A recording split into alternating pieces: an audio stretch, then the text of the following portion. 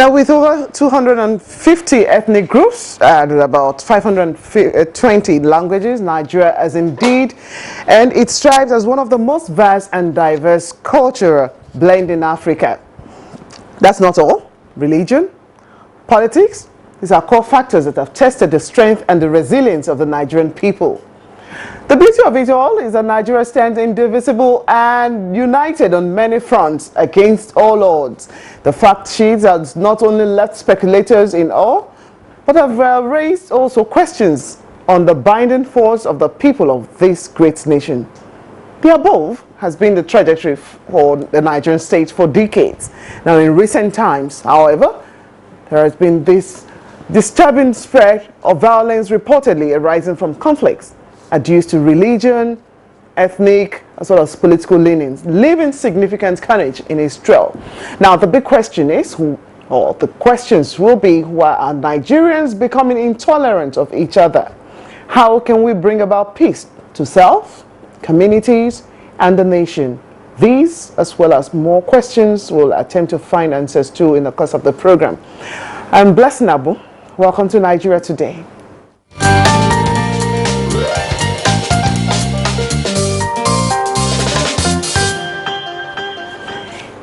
Yes, everyone seems to have the solution, one here, one there, but putting them together has always been a problem. But in the studio to discuss, provide answers to some of those issues raised, I'd like to welcome on set Dr. Joseph Ochogo. He is a Chief Research Fellow of the Institute for Peace and Conflict Resolution. Welcome to the program, Dr. Ochogo. Thank you very much, Blessing. Ours is a very peculiar nation, special in so many sense, but at the same time, it's as if some of those things that actually bind us are some of those areas that we find division as well. Why is peace and tolerance eluding us as Nigerians at this point? I think such a huge one. I'm saying. Yeah. I think the major thing first and foremost is to celebrate our diversity and to understand that any nation that is on the path of very serious, genuine, authentic development must be diverse in nature. But the major problem is the management of that diversity. And I think that our rule maker, in terms of those who crafted our constitutions, we are quite aware of our diverse nature. And that is why I think in Chapter 2, Section 14 and 15 of our Constitution, it specifically makes provisions for the management of our diversity. That is, the management of our ethnic diversity, our religious diversity, our gender diversity, and our cultural, socio-cultural diversities that make us one nation, one people. But there is a diversity that we need to consciously manage. So it is the management of this diversity that is oftentimes problematic. And once you don't manage diversity in a proper way, you create fear, you create apprehension, and then you create suspicion, and that leads to intolerance. And once there is intolerance, the tendency for violence, to manifest with any little trigger, is obvious. And I think that that is the point where we are, as a people. Okay, I'm glad you used the fact that, okay, at least before the Constitution was crafted, this entity called Nigeria, the space, the people at one point were able to accommodate one another, to understand each other, and also, to use the word which we are actually walking around, tolerate one another. How did they achieve that these days? Yeah, I think in the management of our diversity, there is need for openness, there is need for transparency, there is need for accountability. When you have systems that are not open, systems that are not accountable, systems that are not transparent, those kind of systems becomes very vulnerable to intolerance. The reason is that in a diverse society, there is the need for a sense of equality. But once there is a fear of dominance by one group of another, then you create suspicion. And that is why the management of that diversity is very important. And that is why if you look at our Constitution, it talks about issues around federal character. In other countries that are diverse like ours, they talk about affirmative action. And they try to make some certain provisions, that allow for people to have a sense of belonging. you know, to the nation, a sense of common belonging. Once people begin to lose that sense of belonging, then there is a problem. So therefore, it is for the managers of the state to be able to find more creative and innovative way to manage these diversities over time. Okay, Dr. Chogo, I know just as we are different, we're still, or just as we are homogeneous in, well, in some nature, there are still some heterogeneous ways that we've been able to actually manage over time. Coming back to where we started off, and which is on a good footing, we knew the need for us to come together as one nation. And that was why on all fronts, whether from the south, east, and west, nationalists, the founding fathers believed that we could actually come together and fought off aspects of colonialism as well as of that kind of dominance. Now, you talked about systems. There were systems back then, and which people believed in, right? Aspects of dominance, there will always be a larger group, and of course the smaller groups as well, the different communities. And in some of these communities are institutions, or at least let's use the traditional institutions or other forms of institutional system that the people respected. Was there a form of disconnect between such institutions that were managing those people that is now making, okay, the larger groups not to actually come together and form that coherence, whether from the south or north? At least from you, you're a chief research fellow at the institute, so what have you found out? I think that it is important for us to know how we got to where we are. It is not a happenstance. It's something that has evolved over some period of time for us to get to where we are. How did we get here? The major problem is that either we are not aware or we are negligent about how we manage where we come from. Recall that from pre-colonial time into immediate post-independence, that is from 1960 to 1966, we have a system that was evolving. We have a way people were beginning to understand themselves or misunderstand themselves, but a process for those redress mechanisms were there. Those processes were short-circuited with military intervention. You know that the major problem military intervention has is the fact that it suppresses capacity for communities and societies and people to ventilate themselves. So once people cannot ventilate themselves, you suppress those grievances over time. And once there is a political space is open, and then there is a ventilation of those kind of grievances that have hitherto been suppressed over time, then you begin to find the kind of manifestations that we find now. While that is that, from 1999 to date, we had expected that our political actors, the new politicians and those who had emerged from the political process, would have, for example, appreciate research, the relevance of peace and conflict research, and how peace and conflict research can help to promote some level of unity, some level of diversity, understanding, you know, and management of these issues. So are you saying they've not been coming over to actually seek out some of this? The point, I'm sorry to say it, you know, on national television, that there is a disconnect between research and policy in our country. We don't connect with research in terms of how we evolve with our policy and how we follow them through. So if you do things in a diverse society in an ad hoc nature, in the way we do it, you can't build nation in 4 years or in 8 years. It therefore means that in a two-tenure of a president, you can't actually say you are building a nation, because nation building is a process. It's a process. And it's a continuous process. So if we short-circuit it, knowing the historical backgrounds that we have, the faulty historical backgrounds that we have, and how we've not been able to correct or remedy some of the inadequacies of our past, it will then burst on us. Recall also that we have population expansion or population explosion. You know, from 120, we are talking about 180. You know, how many primary schools have we built? Because if we are talking of tolerance, we need to talk about economic tolerance, political tolerance, social tolerance, religious tolerance, and even social relationship tolerance, even at our domestic level. You know, it is that understanding of those levels of tolerance that will help us to begin to build how we manage ourselves and how we're able to tolerate ourselves and how we communicate to ourselves, you know, across religious line, even intra-religious, inter-religious, intergroup, intra-group, intra-community, inter-community, and all levels. You know, so those things are very, very important, and that is where the place of research comes in. Okay, let's get back to what at least institutes like yours have been able to come up with.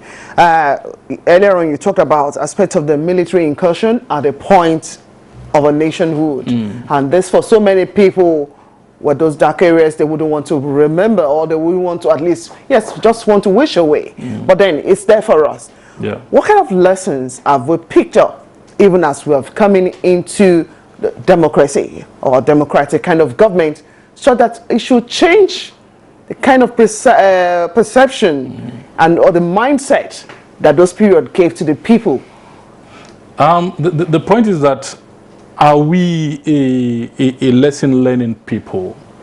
Are you saying are we a lesson learning? We don't recall history for us to move forward? No, are we a lesson learning? You see, when you recall history, when you learn lessons, you change practice. You know, if we are learning lesson, we needed to change practice. But you've not seen that happening. But we aren't changing practice, because we aren't changing practice. It means we aren't learning lessons. It therefore means that we are going to fall into these tendencies, you know, that we really don't like, because we have failed to learn lesson over time. If we say, for example, discrimination, inequality, you know, is really bad, then as a people, as a nation, we'll take hold on that and we'll say, okay, we must address the income gap to create some good level of economic tolerance in our society, to reduce, therefore, the case of crime that are associated to income and poverty and all that. Then we can consciously deal with it to say, as a Nigerian, as a people, nobody will sleep without eating at least minimum 2 meals. And then we can deal with it head on, and we can achieve that.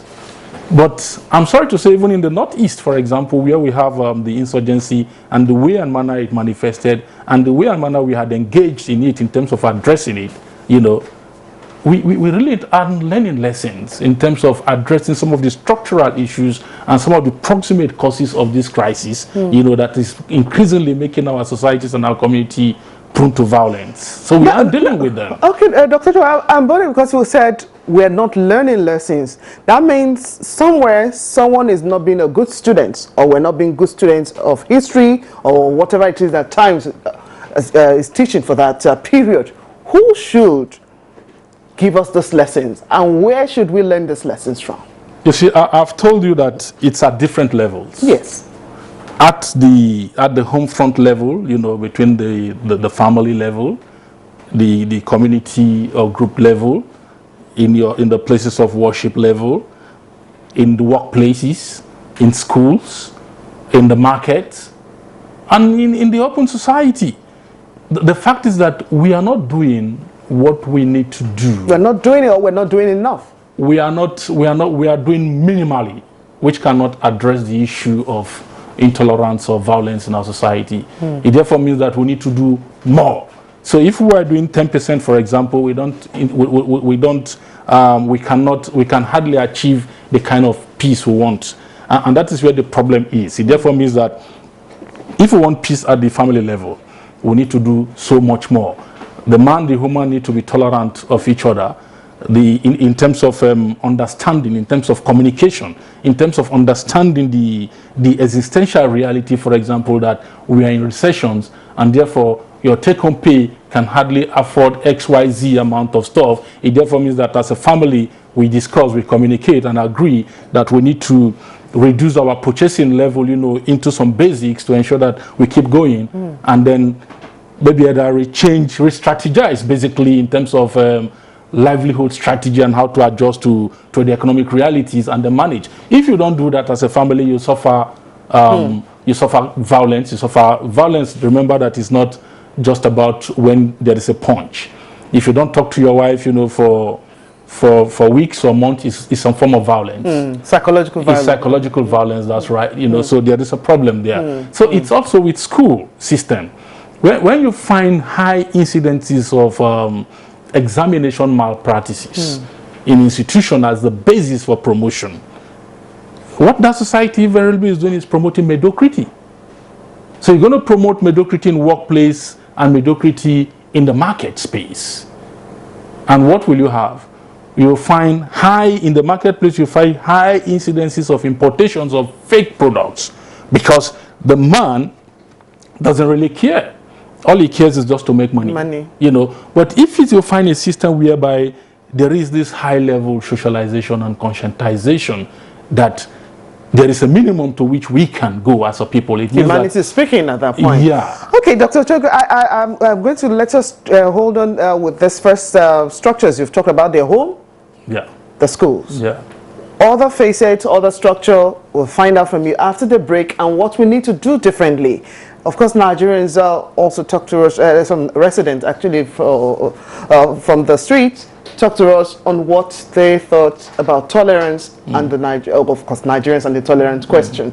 We'll find out from them, then we'll get to see some other aspects on how we can actually achieve this peaceful coexistence. The program is Nigeria Today, and we're looking at tolerance and antidote for peaceful coexistence. We'll be right back as we hit the streets.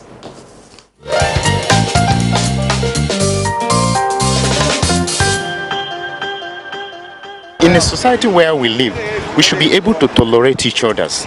You understand? Intolerance has created a lot of chaos, crisis in the environment, because a lot of people will believe that, okay, this ethnic group will believe that, okay, we are the best person that can rule, that can do this thing better. That is why we are getting a problem.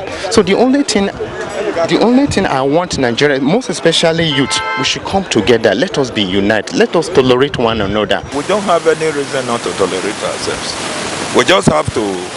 Another thing is that we should be able to have good government in place, so that there will be equity. There will be no reason for any one of us to be cheated. Until we look at ourselves, you are a Nigerian first. Not I say northern or regional, what you understand me. When you look at Nigeria first, then that is when we know we have come to stay. But anything outside that, I'm sorry to say, we're still walking on the tightrope. We have to keep preaching the word tolerance so that every one of us in this country should be able to tolerate each other more. Be it in your house. If you and your wife are not able to tolerate each other very well, there will be crisis. If you and your children are not able to tolerate each other very well, there will always be problems. And if you and your neighbors are not able to tolerate each other, there will be problems. The Hausas, the Yorubas, and the other ethnic group should be able to tolerate each other in this country so that we will continue to live in peace.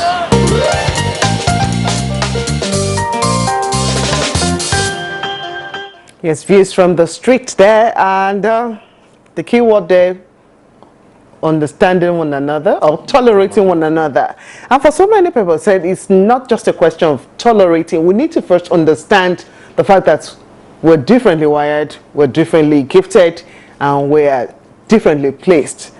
So how do we connect all of this on the understanding parts and also that aspect of being different, but still we must come together in unity for peaceful coexistence? You know, that is where tolerance becomes the key word. And when we're talking about tolerance, we are talking about some good level of patience.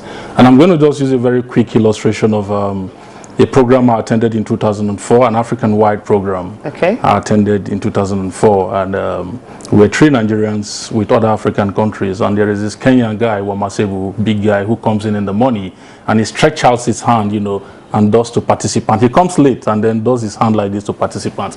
And we who were Nigerians say, no, wait a minute, this guy was insulting us. He's calling us waka every morning. You know, and we took it for the first 2-3 times.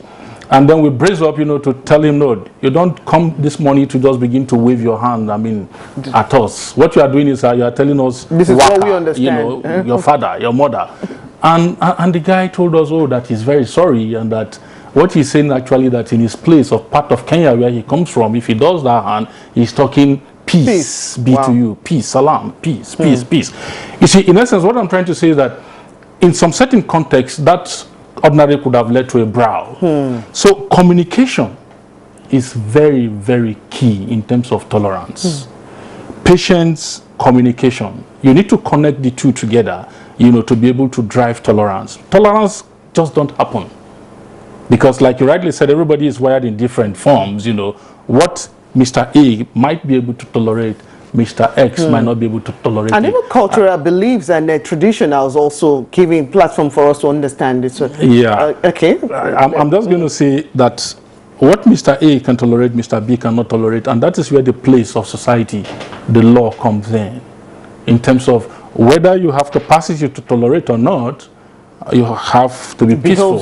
And if you cannot tolerate, you use the legal system, to find redress to what is it, what is your grievances, that has made you intolerable of the situation.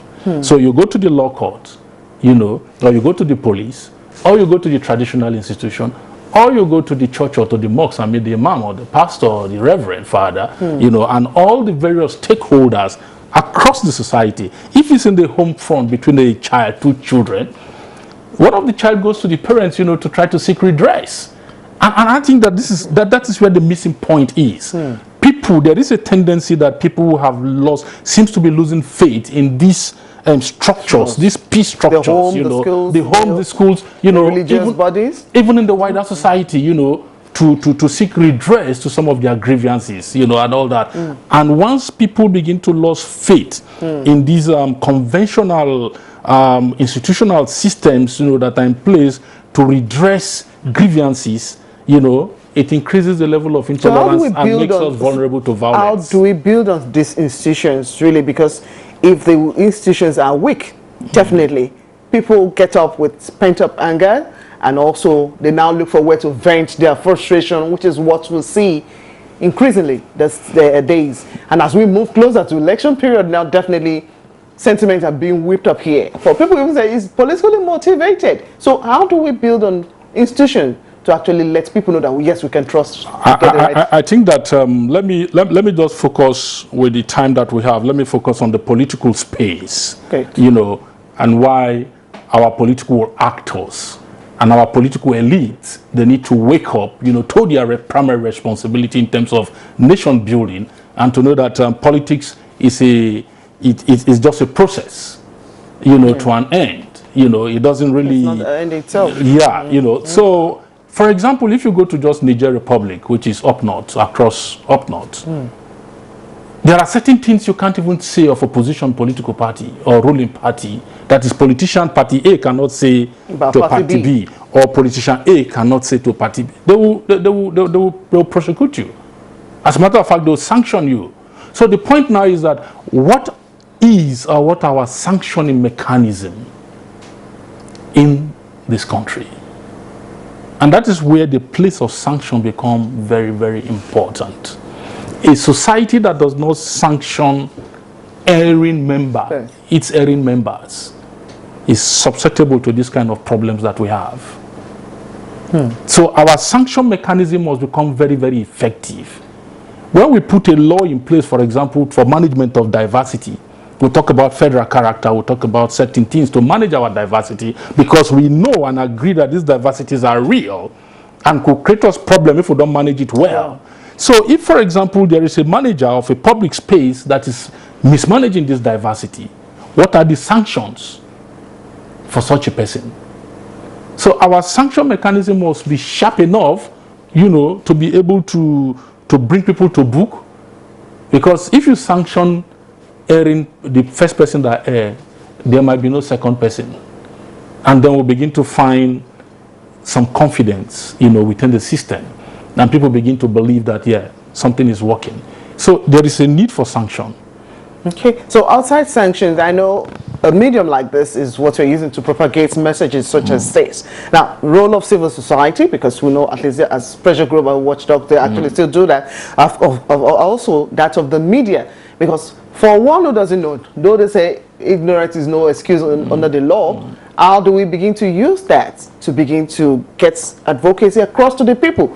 Truly, some people have never left the confines of their zone to see what is happening in the other parts, and they just assume based on what they hear. How do we use that to shape? I think that those are agencies for mobilization, for socialization and all that.